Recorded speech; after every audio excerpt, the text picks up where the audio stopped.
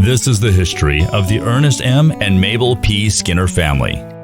Here's the story of Nephi Aaron Skinner. Chapter 2, pages 1 to 11. The biography of Nephi Aaron Skinner. Written by his son, Ernest M. Skinner. Narrator, Sean Denovan. Nephi Aaron Skinner was born December 8, 1876, at Noonan, Bear Lake County, Idaho. He was the youngest child of 13 children, 8 sons and 5 daughters, of John and Jane Smith Skinner. He is known to have been the first white child born in the new settlement of Noonan. Since there was no doctors in the area till 1882, it is safe to assume that his birth was assisted by one of the popular midwives of the community, Sister Philip Chugg.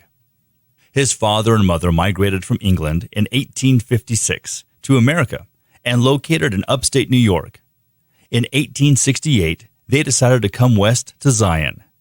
They came to Providence, Utah for a short time and were later called by the church leaders in 1875 to settle in the Bear Lake area in the valley that was known as Noonan. It is reported that they first lived in the middle of 3 log houses built a year before by cattlemen to care for cattle. There was a low spot in the land where the cellar part of the house was located. It was in this home that Nephi was born during the month of December. Winters were so severe with cold and snow that the only mode of transportation to get out of the valley was on snowshoes. At the appropriate times, his parents chose the names of Nephi and Aaron, common names in the Book of Mormon and Bible, with which his father blessed him. From the information available, Nephi seemed to be a healthy baby and was well cared for by a mother who had experience with 12 previous babies. He likely had the normal childhood diseases of the time, but without any detrimental after effects. Nephi would be one to quickly repeat the statement of Nephi of old, "I was born of goodly parents." They were of typical English pioneer stock, hardworking, ambitious, willing to sacrifice for greater things, and self-sufficient. His father, John, was born May 30th, 1822, in Swimbridge, Devonshire, England. John's parents were William and Charlotte Stinner Skinner, and with their concern and care, he enjoyed the life of a normal English boy of the time. At the age of 22, John met and married Eliza Knott. To this union were born 2 children, but both mother and children were stricken with typhus fever, and all 3 died. Sometime later, he accepted employment on a farm and met Jane Smith, another employee. The unkindness of the people towards her fostered a loyal friendship between John and Jane that culminated in love and marriage. Jane was born to George and Ann Bowden Smith on May 26, 1831, at Bishop's Knipton, Devonshire, England. When Jane was 9, her widowed mother placed her in a home where she earned her keep by helping the lady do weaving. When she was old enough to do heavier work, Jane was hired out to work for a farmer, where she learned meat cutting, dairy work, cooking, and other domestic skills. Working very hard, she soon became discouraged and ran away. She was later caught and put in prison in solitary confinement at the request of the farmer. But before she ran away, she met John Skinner, an employee at the farm. After she was released from prison, they were married at Bristol, Gloucestershire, England, on September 2nd, 1849. She was 18 years old, and John was 27. A few months before John and Jane were married, they met Elder Orson Pratt, an apostle of the Mormon Church from America. They were both responsive to the message of the restored gospel and were converted and baptized. John was baptized on Jane's 18th birthday, May 26, 1849, and was confirmed on his birthday, May 30th, 1849. Jane was baptized and confirmed on September 14, 1849, 12 days after they were married. John's parents were very displeased at his conversion and refused to listen to him concerning his newfound faith. Nephi's parents established a home in Temple Point, Bristol, England, and began farming and raising a family. However, their conversion to the church prompted them to turn their attention towards going to America. By 1856, they had saved enough money to make the one-way trip. They had 3 sons, Hiram, George, and Brigham, and Jane was with child. On November 18, 1856, they sailed from Liverpool aboard the ship Columbia with 223 saints in the company. During the voyage, their 4th son, John Alexander, was born on December 11, 1856. Upon their arrival in America, on January 1st, 1857, they settled temporarily in Oakfield, Elba, Genesee County, New York, working as farm laborers and renting farms. During this period, 5 more children were born. Their 5th son, William Henry, and 4 daughters, Mary Jane, Elizabeth Ann, Harriet Eliza, and Emily Eugenia. After more than 10 years in New York, they decided to go west to Zion, as they had originally planned. In June 1868, they left for Zion, traveling by wagon, boat, and rail, enduring the hardships of travel to Laramie, Wyoming, where they joined a church-sponsored company of 272 saints and 39 wagons headed to the Salt Lake Valley. They settled in Providence, Utah, near Logan, where they bought a farm. 3 more children joined the family: Joseph Alma, James Albert, and Alice Amelia. James Albert died at the age of 2 on September 13, 1873, at Providence from measles. One of John and Jane's happiest desires was accomplished while they lived close to the Logan Temple. They had been endowed and sealed on October 5, 1869, in the Endowment House in Salt Lake City, Utah. Since the first 9 children were not born under the covenant, they had not been sealed to them. It was a happy and exciting day on October 28, 1891, when these children were sealed to them in the Logan Temple. On June 2, 1886, it is recorded that John and his first wife, Eliza Knott, and their children sealed to him in the Logan Temple. The same day, he had Mary Ann Knickenbocker sealed to him. Considering the number of times Nephi's parents moved their family from place to place, it would seem they would be relieved to feel like they were permanently settled in Providence. However, this was short-lived. For in 1875, John Skinner and his family accepted a proposal by the church leaders to go to Bear Lake Valley in Idaho and help settle this area. On June 1, 1875, John and Jane Skinner and members of their family arrived in what was to become known as Noonan Valley. They took up temporary residence in what is referred to as the middle log cabin of 3 that had been built the year before, 1874, in different parts of the valley by William Henry Hopper of Soda Springs. He was a cattleman who employed Philemon C. Merrill and other wranglers to take 212 head of cattle to their winter. This proved unsuccessful, as the winter of 1874-1875 in Noonan Valley was extremely severe. In the early spring of 1875, Merrill and his men trailed 108 head of cattle back to Soda Springs, leaving behind 90 carcasses and other considered to be living dead. Upon the Skinner family's arrival in the valley, they found 9 animals that had survived the winter and were still in the valley. John learned to whom they belonged and trailed them to the Hopper Ranch, north of Soda Springs. He was rewarded for his honesty by being given a choice of several young bulls.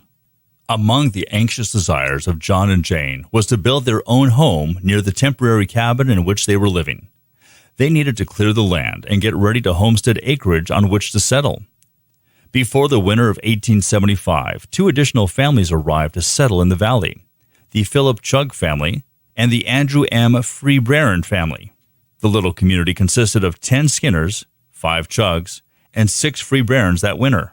During the fall of 1875, James Douglas Noonan, a tie contractor for the Oregon Short Line Railroad, located a suitable area to secure lumber for railroad ties from the flat at the top of Crosley Canyon between Pearl Creek and Skinner Creek on the forest west and north of the Skinner home. They hauled these ties down Skinner Canyon, as it came to be known, from Sherman Peak, named in 1843 by John C. Fremont after his friend William T. Sherman, and piled them at the edge of Bear River.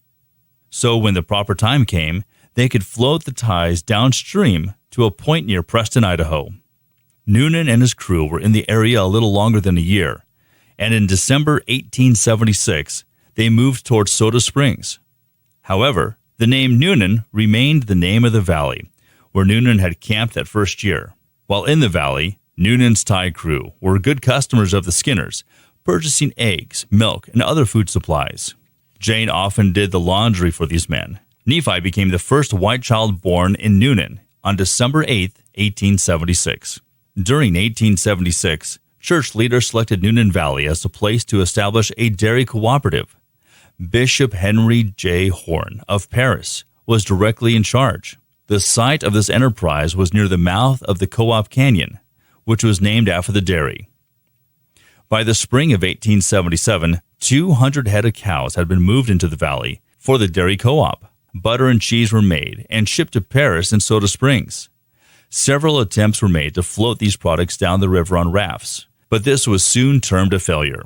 The first train on the Oregon Short Line Railroad did not come to Montpelier until July 24, 1882. The dairy grew to be a successful business, and by 1884, it produced and shipped 257,000 pounds of cheese. Soon the price of cheese went down, and many of the small nearby ranchers withdrew their milk from the program. With that, the dairy co-op began to fail. In 1888, it was leased to Bishop Robert Price as an individual enterprise, and by 1900, it faded from the picture. John received a U.S. government homestead patent for 160 acres on November 13, 1884, where he and Jane built their home. Later, several of their sons homesteaded property adjacent to their father and mother. Collectively, they had acquired several hundred acres the family had homesteaded, and all next to each other. The Homestead Act of 1862 allowed anyone to obtain 160 acres of land by filling out an application and paying a $10 application fee, committing to occupy the land for 5 years, and promising to make certain improvements. Upon successfully meeting the homestead requirements, the government issued to the applicant a patent for the land that constituted full ownership. In 1875, John Skinner was called by Charles C. Rich, a member of the Quorum of the 12, to be the presiding elder, branch president, in Noonan Valley. As such, he had much to do with the dairy co-op and keeping the church authorities in Paris informed of conditions in the branch, not only spiritually, but temporally. In one report, it is recorded, quote, June 16, 1877, Noonan, Elder Skinner, crops look well, good prospects, no grasshoppers, end quote. He held the position of presiding elder for 22 years until Noonan was organized into a ward on March 9, 1897, and Edgar M. Lindsay was called as bishop. The Lindsay family had moved in 1881 to the south end of the Noonan Valley, which at the time was referred to as Lindsayville. As the presiding elder, John was responsible for the building of the ward meeting house in 1896. It was a large one-room building with a stand and wires with drapes strung across the hall for classrooms. This served in a dual capacity for church meetings and recreation. Its location was east of the Co-op Dairy along the present highway. The following statement concerning John Skinner is a quote from the record of Jane Matilda Peterson Miles, his granddaughter, who was raised by her grandparents beginning on March 9, 1886, when she was 12 days old. Her mother, Mary Jane, had passed away shortly after her birth. Quote, he keeps all his records in his mind instead of on paper. He did not know how to read or write, and never made one mistake in all those years, end quote. Stake President William Budge complimented him many times on the accuracy of his records. He was a faithful member of the church, and although none of his kin joined the church, he helped bring his wife's brother, William Smith, and his family to America. William joined the church in England, but it was only through John's help that he was able to enjoy the blessings of the gospel in this country.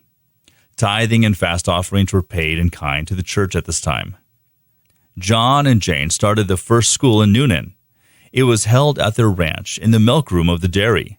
Classes were taught when the milking was not being done, generally from 10 a.m. till 2 p.m. The start of school in Noonan was for 6 weeks, and anyone between the ages of 8 and 30 who could not read or write was eligible to attend. Teachers were individuals in the Bear Lake area who were qualified to teach. Sam Humphreys was one of the first teachers. Etta Mae Morgan taught in Noonan in 1893 to 1894 and lived at John and Jane Skinner's home. John and Jane built their second home about a block and a half west of the first one. This was much nicer and comfortable. The home was a frame house with a partial attic and a stairway, a small porch, a huge pantry, a combined kitchen and living room, a bedroom, and small basement. There was no modern conveniences. Nephi and Etta May fixed it up, remodeled it some, and lived there for several years. John and Jane Skinner were good friends to the Indians. Their home was on the travel route of many Shoshone and Bannock Indians who came from the Fort Hall Reservation to Bear Lake during the summer. It seems they always knew who the branch president or bishop was in the various communities through which they traveled. As a result, John and Jane were called on often by the Indians. They kept a bin of flour that they were always willing to share with their Indian brothers. A story is told of a young Indian named Joe who offered to kill a bear that had been killing John's sheep and pigs. Joe brought his wife and his children with him and spent several nights watching for the bear. At last the night came. He climbed on a shed out of sight and waited. He saw a huge shadow moving about, stalking his prey. At last the bear came to the pig pen that was right below the shed on which Joe was hiding. The bear put his paws on the top of the pole fence. Joe took careful aim and killed the bear with his first shot. Nephi's father was crippled with rheumatism and used a cane for years. It is said that he had a kind and loving disposition. When he became so feeble that it was hard for him to leave the house, he spent much of his time in an old rocker, reading scriptures. It seems that he had learned to read in the latter part of his life. Prior to this, he had deeded most of his property to his son Nephi. He passed away June 27, 1899, at Newnan. He was 77 years of age. Funeral services were conducted on June 30, 1899, in the church meeting house he had helped build 2 years earlier. After the service, he was buried in the plot of ground he had reserved for his family burial on the hill east of his home, known as the Skinner Cemetery. Nephi was 22 years old at the time and had been married 1 year. Nephi's mother Jane had endured joy and happiness, as well as trials and tribulations with her husband. She was a very faithful and devoted wife and mother. To the union of her marriage with John Skinner, she had borne 13 children, 8 sons and 5 daughters. She knew the heartache of losing a son with measles at the age of 2. Measles was considered such a contagious and dreadful disease that no one would come to the home at the time of his death. Jane had to wash and dress her baby, wrap him up in a blanket, and hand him through the window to the man who buried him. Jane saw 12 of her children grow to maturity, get what schooling was available, learn from her the importance of adhering to the gospel principles, and be married. She lived alone in her second home after her husband died, and was taken care of by Nephi, his wife, and children. She had been president of the Relief Society for a number of years, and she taught Sunday school in the Newnan ward. She was charitable to her fellow men in times of sickness and made clothing for those in need. Her granddaughter Jane said that she was a good homemaker and ran a well-organized household. Her grandson Clausen, who occasionally stayed with her at night, described her as a little over 5 feet tall and moderately heavyset with a very pleasant face. He remembered her as a very quiet woman with not a lot to say, and he said she was always very kind. Jane Skinner passed away June 28, 1914, at Newnan, Idaho, at the age of 83. Her funeral was held July 1, 1914, in the Newnan Ward Meeting House that she had helped and encouraged her husband help build 17 years earlier. She was buried beside her husband in the Skinner Cemetery at Newnan. Note, the reason for going into more detail on Nephi's parents and the settling of Newnan is because of the great influence this all had on Nephi's life and character. Nephi had 7 brothers and 5 sisters, all older than he. 6 brothers and 5 sisters grew to maturity and married. Nephi was well acquainted with all of them and their spouses. His 3 oldest brothers were born in England, and the 4th oldest was born aboard the ship Columbia, which brought their family to America. In the order of their birth, they are Hiram, born September 2, 1850, at Temple Parish, Bristol, England. George, born July 25, 1852, at Oxford Road, Bristol, England. Brigham Heber, born November 15, 1854, at St. Philip, Bristol, England. John Alexander, born December 11, 1856, aboard the ship Columbia in the Atlantic Ocean. William Henry, born December 22, 1858, in Oakfield, Elba, Genesee County, New York. Joseph Alma, born December 10, 1869, at Providence, Cache County, Utah. and James Albert, born December 3rd, 1871, at Providence. Nephi had 5 sisters, of whom were born in New York, and their order of birth are Mary Jane, born February 22nd, 1861, at Oakfield, Elba, Genesee County, New York. Elizabeth Ann, born August 2nd, 1863, at Oakfield, Elba. Harriet Eliza, born April 1st, 1865, at Oakfield, Elba. Emily Eugenia, born July 16th, 1867, at Oakfield, Elba. And Alice Amelia, born December 10th, 1873, at Providence, Cache County, Utah. Nephi never knew his brother James Albert, 1871 to 1873, who died 3 years and 3 months before Nephi was born.